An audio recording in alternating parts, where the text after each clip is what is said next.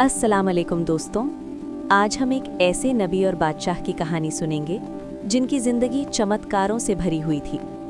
ये कहानी है हज़रत सुलेमान यानी सोलोमन अलैहिस्सलाम की। हज़रत सुलेमान अलैहिस्सलाम हज़रत दाऊद अलैहिस्सलाम के बेटे थे। बचपन से ही उनके चेहरे पर नूर था और बातों में गहरी समझ थी। जब लोग अपने झगड़े लेकर आते तो वो सिर्फ फैसला नहीं करते थे, बल्कि इंसाफ के साथ रहमत भी दिखाते थे। उनकी बातें सुनकर लोगों के दिल को सुकून मिलता था। फिर वो वक्त आया जब अल्लाह ने उन्हें एक बहुत बड़ी सल्तनत दी। हवा उनके हुक्म से चलती थी, परिंदे उनकी बात समझते थे और जिन्नात भी उनके हुक्म को मानते थे। ये सिर्फ ताकत नहीं थी, बल्कि एक बहुत बड़ी जिम्मेदारी थी। एक दिन जब वो अपनी फौज के साथ सफ़र कर रहे थे तो एक छोटी सी चींटी ने कहा, अपने घरों में चले जाओ, कहीं सुलेमान और उनकी फौज तुम्हें कुचल न दे। ये सुनकर हज़रत सुलेमान अलैहिस्सलाम मुस्कुरा दिए। उनकी आंखों में शुक्र था और दिल में अल्लाह की मोहब्बत। उन्होंने दुआ की, ए अल्लाह, मुझे हमेशा तेरा शुक्र अदा करने वाला बना दे। एक दिन उन्होंने देखा कि हुदहुद परिंदा मौजूद नहीं है। जब वो वापस आया तो उसकी आवाज़ में बेचैनी थी।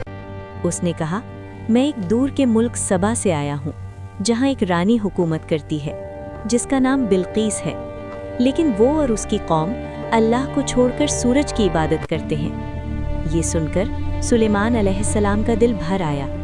उन्होंने एक ख़त लिखा, अल्लाह के नाम से जो बड़ा मेहरबान और रहम वाला है, मेरे सामने सर झुका दो और सच्चाई को अपना लो। जब रानी बिल्कीस ने ख़त पढ़ा तो वो गहरी सोच में पड़ गई।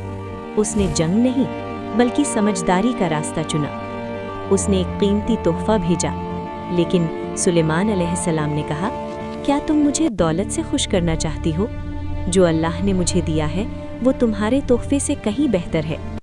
फिर उन्होंने कहा, कौन है जो रानी का तख्त यहाँ ला सकता है? एक जिन बोला, मैं ला सकता हूँ।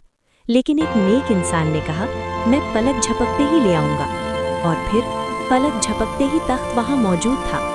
हर कोई हैरान रह गया। जब रानी बिल्कीस वहाँ पहुँची तो वो हैरान रह गई। उसने देखा उसका तख्त पहले से वहाँ मौजूद है। फिर जब वो शीशे के महल में गई तो उसे लगा कि नीचे पानी है।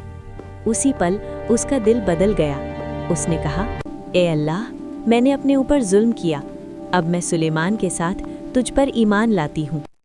ये कहानी हमें सिखाती है कि ताकत मिलने पर भी इंसान को घमंड नहीं करना चाहिए। हमेशा अल्लाह का शुक्र अदा करना चाहिए और सच्चाई का रास्ता ही सबसे बेहतर रास्ता है।